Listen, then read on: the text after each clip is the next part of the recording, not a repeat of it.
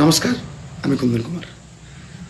আগামী 27শে এপ্রিল থেকে আগামী 25শে মে পর্যন্ত আমার যতগুলো অনুষ্ঠান ছিল সমস্ত অনুষ্ঠানকে আমি নিজ দিক থেকে ক্যান্সেল করেছি আমার শারীরিক অসুস্থতার কারণে।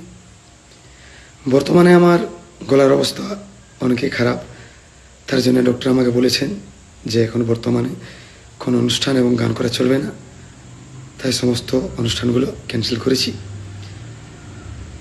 যতগুলো কমিটি আছেন তাদেরকে বলতে চাই আমার পরবর্তী অন্য কোনো শিল্পী দিয়ে অনুষ্ঠানগুলো করুন, এবং সমস্ত আমার ফ্যান্সদেরকে বলতে চাই আপনারা মন খারাপ করবেন না। আমার পরবর্তী আশা করি সে অনুষ্ঠানগুলো হবে, আপনারা আসবেন এবং প্রোগ্রামগুলোকে সফল বানাবেন।